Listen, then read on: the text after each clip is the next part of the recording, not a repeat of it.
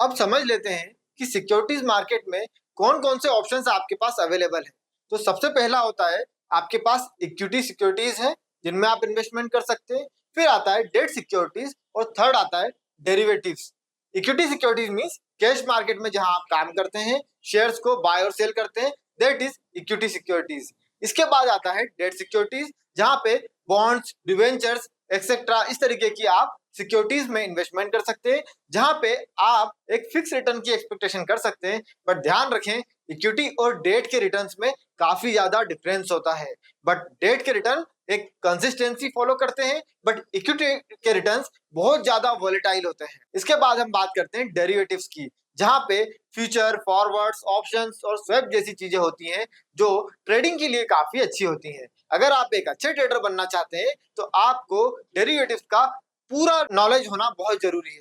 तो डेरिवेटिव में जनरली लोग जो ट्रेड करते हैं या इन्वेस्टमेंट करते हैं उनको फ्यूचर और ऑप्शन एक बहुत अच्छा ऑप्शन होता है जिनके थ्रू वो अच्छा ट्रेडिंग अपॉर्चुनिटीज मार्केट में देख सकते हैं। अब बात करते हैं कि इक्विटीज के अंदर शेयर्स आते कैसे हैं।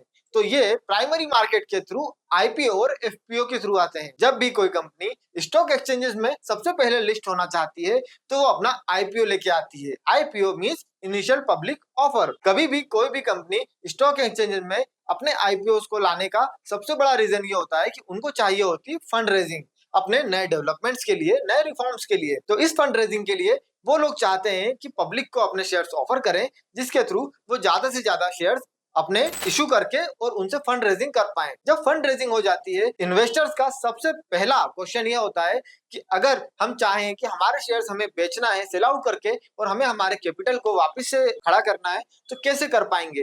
तो उसके लिए उनके पास स्टॉक एक्सचेंजेस में लिक्विडिटी का ऑप्शन होता है। वो सेकेंडरी मार्केट में अपने स्टॉक्स को बेचकर अपने कैपिटल को फिर से रिज्यूम कर सकते हैं और नए शेयर्स भी अगर उनको परचेज करना है तो वो एड ऑन कर सकते हैं। तो स्टॉक मार्केट में काफी सारे एक्सचेंजेस के थ्रू इन शेयर्स का बाइंग और सेलिंग सेकेंडरी मार्केट में अवेलेबल है। अगर आप इन्वेस्टमेंट करते हैं तो कैपिटल अप्रिसिएशन आपका किस तरीके से होगा। तो जितनी भी कंपनी और कॉर्पोरेट्स वर्किंग कर रही हैं उनके वर्किंग स्ट्रक्चर पे डिपेंड करता है कि वो कंपनियां, उनके शेयर्स बढ़ेंगे या गिरेंगे। डिपेंड करता है कि वो कंपनियां किस सेक्टर की हैं, किस तरीके से काम करती हैं, प्रॉफिटेबल है या लॉस मेकिंग है और कंपनी की मार्केट में कितनी डिमांड है। ऐसा जरूरी नहीं है कि कोई कंपनी अगर लॉस मेकिंग है तो उसके शेयर गिरेंगे ही। अगर उसका बिजनेस मॉडल इस तरीके से है कि जिस पे उसने एक बहुत अच्छा क्लाइंट बेस बना रखा है और लोग उस पर ट्रस्ट करने लगे हैं, लेकिन अभी वो लॉस मेकिंग है, तो वो अपने मार्जिन कभी भी इंक्रीज करके प्रॉफिटेबल बन सकती है और उसके शेयर्स में बहुत तेजी से जंप देखने को मिल सकता है। और इसके लिए जरूरी है कि हमें फंडामेंटल नॉलेज बहुत अच्छा होना चाहिए किसी भी शेयर्स को लेके। तो फंडामेंटल एनालिसिस की पूरी सीरीज हम लोग आप लोगों के लिए लेके आ रहे हैं जिसमें आपको किसी भी शेयर को एनालाइज करने के लिए पूरा नॉलेज मिलेगा। आप किस तरीके से उस कंपनी को एनालाइज कर सकते हैं और उसमें कितना इन्वेस्टमेंट करना है और करना है या नहीं करना, ये पूरा सेल्फ डिसीजन आप खुद ले पाएंगे।